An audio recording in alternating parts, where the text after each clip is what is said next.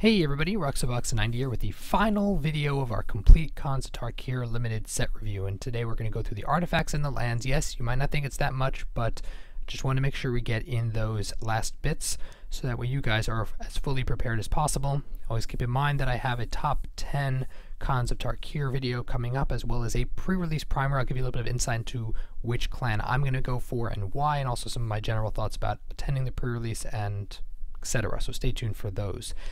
Artifacts, we have the banners. The banners are important for fixing in limited, and the fact that you can cantrip them later for potentially saving game cards seems very good.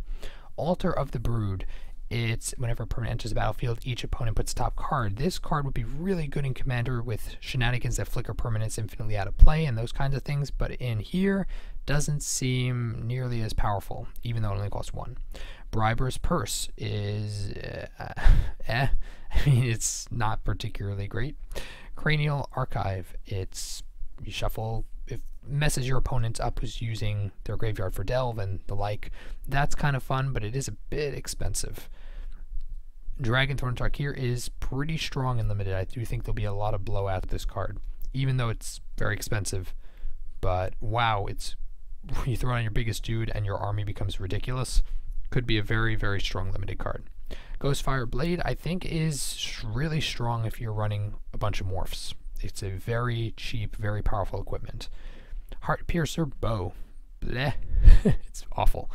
Jeskai Banner, as we said, the banner lends a clarity. You can't do anything with looking at the morph, so it's nice that you know it's coming, but it seems like a wasted slot in a deck most of the time. I don't know how to judge this card yet. I'll have to see it in action, but I can't imagine it's going to be very good. Banner. Ugin's Nexus is not particularly great because, yeah, no one's taking extra turns and no one's going to blow it up for you. Witness of the Ages is also pretty bad. It just is. In terms of the lands, the dual lands that give you a life seem strong, and they're common, so hopefully in draft at least you can get the ones you need, but in sealed even it's likely you'll be able to get a lot of help. The fetches, if you get them, well, they're fetches, so you'll be happy you got them, but also they will help fix things in limited for you, especially if you're running aggressively and you're trying to get your curve going with your colors really quickly. The tri-lands are also incredibly important.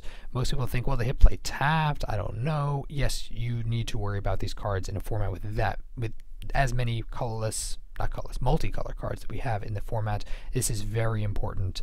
Make sure to really, really not underestimate your tri-lands. And also, they're really good to have for Commander and such. And then basics. Was there any other weird lands? I don't remember. Tomb of the Spirit Dragon. You gain 1 life for each colorless creature. Bleh.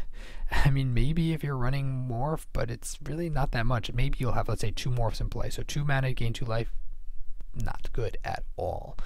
And that's it. That wraps up our complete Khans of Tarkir limited set review. So let me know what you guys think about the cards, the overall set, and also from this video. Put it down below in the comment section. Stay tuned for those videos I mentioned at the beginning of this video.